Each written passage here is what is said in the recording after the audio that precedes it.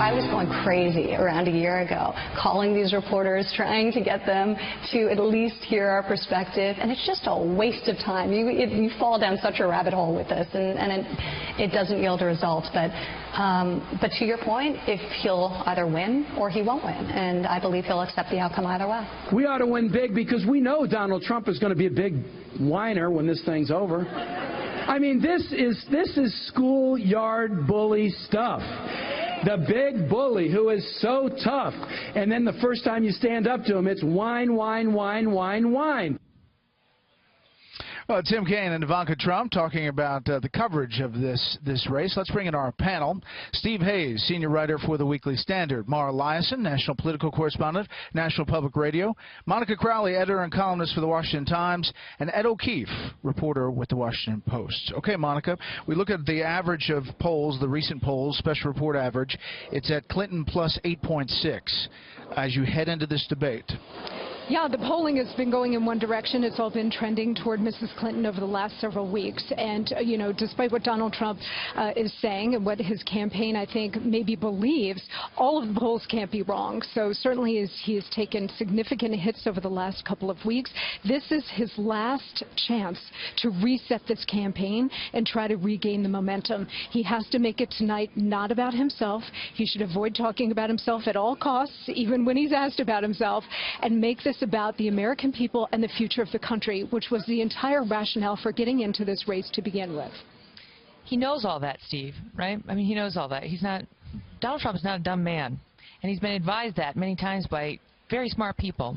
But he does what he wants to do, and what we've seen on the campaign trail recently is constantly off message, constantly going after the media, going after Republicans, and not focusing on Hillary.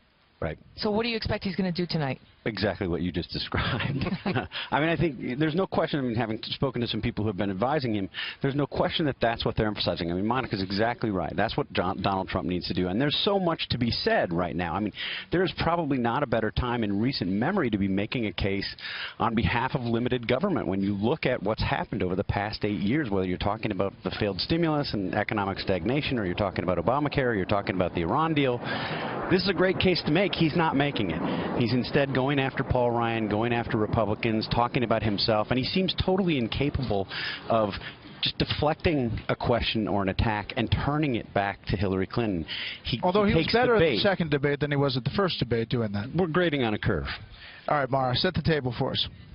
Look, I think what we've seen over the last couple of weeks is that Donald Trump's ceiling and his floor are starting to converge. He's just bouncing around in that high 30s, low 40s range. And it seems like what he's done in the last couple of weeks is just focus on energizing his own base, not doing anything to try to grow his vote. And there's a reason that when you type the words, "Is Donald Trump trying?" into your Google search bar, it comes up to lose the election, because the strategy is inexplicable. And I do think he should get back to that powerful message he had, anti-establishment message on the economy, terrorism, and immigration and trade. He's gotten off of that. He's stuck to an anti-establishment message, but it's been all about conspiracy theories. Meantime, Ed, you know, Trump has been complaining about the media. And if you look at the media coverage of the sexual assault allegations against him versus the media coverage of the WikiLeaks revelations, there's no question that it's been 3 to 1 at least, Donald Trump, negative news for him versus what we've seen in WikiLeaks. And you tell me why that is. Is it media bias or is it media laziness? Because you got to go through 10,000 and 10,000 and 10,000 emails. Thanks, Megan. There's video of Trump's problems, and there's thousands of pages of emails of hers, and we've been going through them. I spent 2 days last week reading through them, and we found some interesting things. But frankly, all it really does is confirm or validate a lot of the assumptions and the things we've known about her campaign and the way it operates. It takes 12 people to write a joke, 11 to write a tweet, or maybe it's the other way around, but they're so confusing and it's hard to figure out. You know, part of what it reveals is the transactional nature of national presidential politics. Part of it reveals that this is someone who, you know, requires a lot of thought into what exactly should be done and said by her campaign. But she's not she's not being accused of things that he's being accused of. But Trump's temperament and the way he treats people has become an issue in his campaign. Some of these emails we've seen from her team, talking about, how she treats those around her, Secret Service and others, how diminishing she allegedly is, how she doesn't care about the so-called little people, or, who she surrounds herself with. You tell me, if the media wanted to make that a story, they easily could. Yeah. Those emails, though, as I understand it, are from former diplomatic security folks talking to FBI agents. They're not in John Podesta's inbox. So what? I mean, my point is that, if that, it confirms a narrative that's been out there about her, too, but if it doesn't inure to her benefit, it doesn't necessarily make the front page. Not of the Washington Post, just in general. We've had email stories on the front page and on our homepage a lot, yeah. Yeah, and it's something that he's going to hit on again and again, probably, Monica. This is an ad that he has out today ahead of this debate. Donald Trump ad. Take a listen. Tonight's debate is the biggest night of the campaign. I'm going to take the stage to fight for you, the American people. I'm going to hold Crooked Hillary accountable and stand up for the forgotten Americans she's left behind for 30 years. She hasn't done the job. She never will. So Crooked Hillary is back in this ad. Yeah. We'll see about the dynamics before the debate starts, whether there's a handshake, what happens.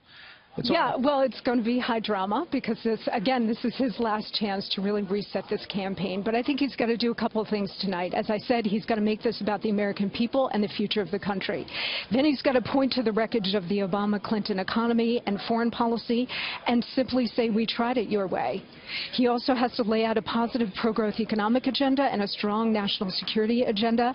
And I think he would do well to put her back on her heels and get her on the defensive on the WikiLeaks disclosures, because as we've just had this conversation, the mainstream media is not doing that job.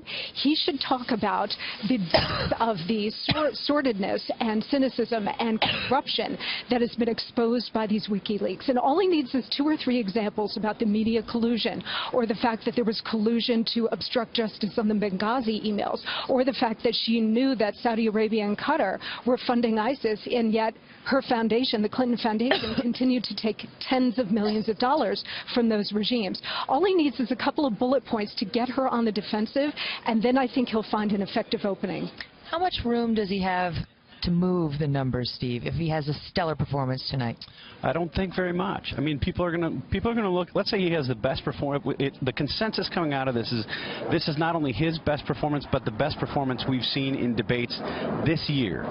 Are people going to make the judgment based on what they've seen in this one performance? He's followed Monica's advice. He's talked about the economy. He's done. Or are they going to judge what they've seen him do over the course of the campaign? I think the impressions are pretty deep at this point. It's really hard to change him.